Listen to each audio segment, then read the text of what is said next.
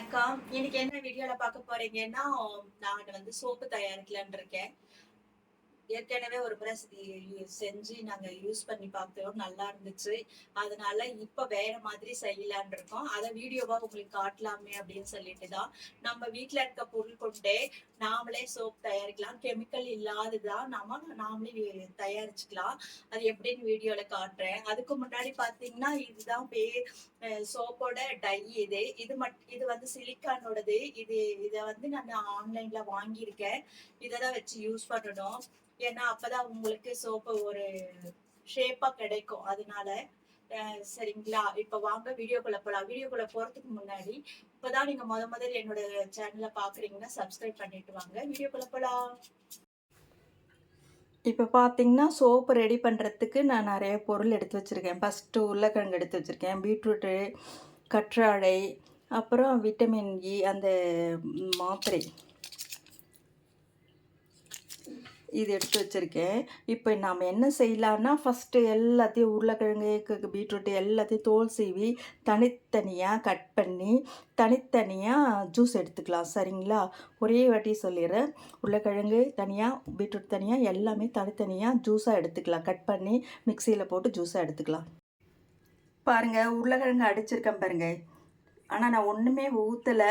நீங்கள் வேணுன்னா கொஞ்சம் பால் கூட ஊற்றிக்கலாம் உங்களுக்கு வேணும்னா. இதுவே பாருங்கள் இப்படியா இருக்குது. இதை நம்ம வடிகட்டியில் நல்லா ஸ்பூன் வச்சு அழுத்தி அது ஜூஸ் மட்டும் எடுத்துக்கலாம். அதே மாதிரி எல்லாமே பண்ணிக்கலாம்.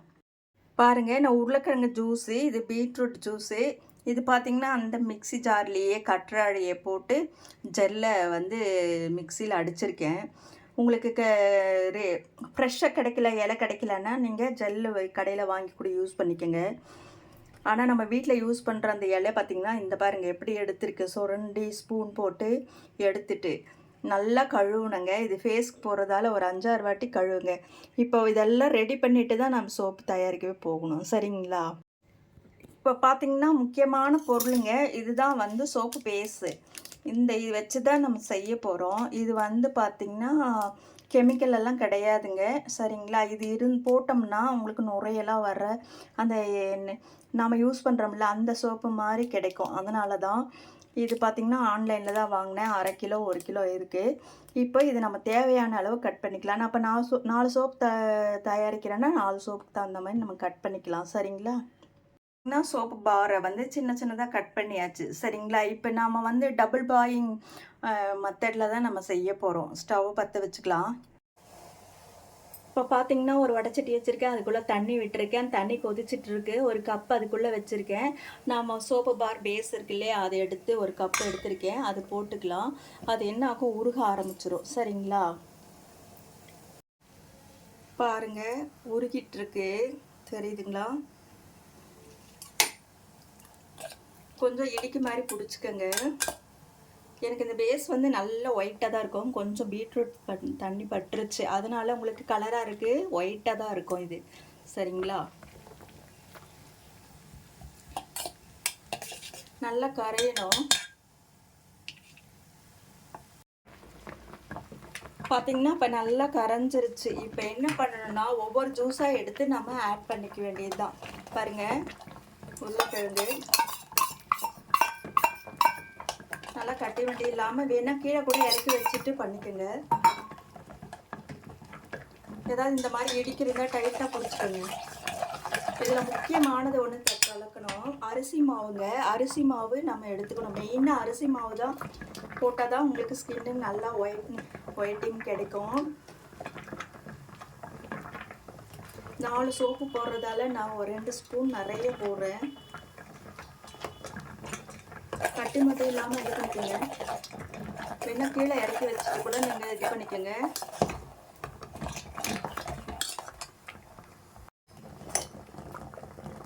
பாருங்கள், எல்லாமே நான் ஊற்றிட்டேன்.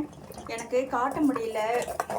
பீட்ரூட்டு, உருளைக்கிழங்கு, ஆலிவேரா ஜெல்லு எல்லாமே ஊற்றிட்டேன். 2 ஸ்பூன் நிறைய அரிசி மாவு போட்டிருக்கேன்.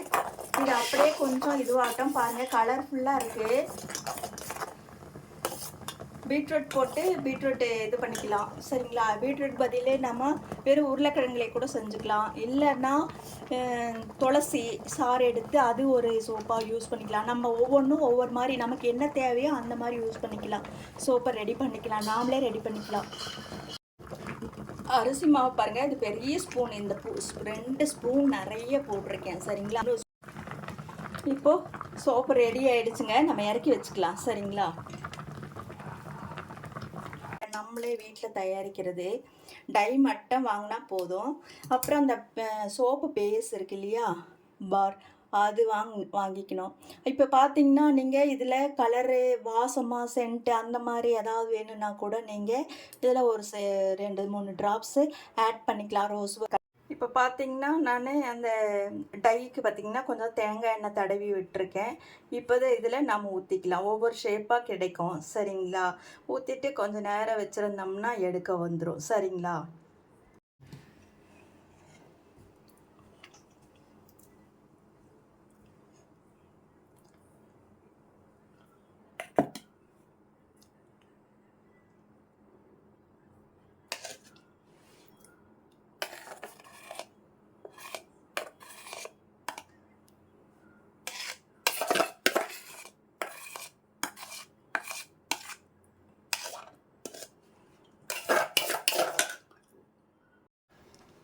பார்த்தீங்களா, சூப்பராக சோப்பு நாமளே தயாரிச்சிட்டோம்.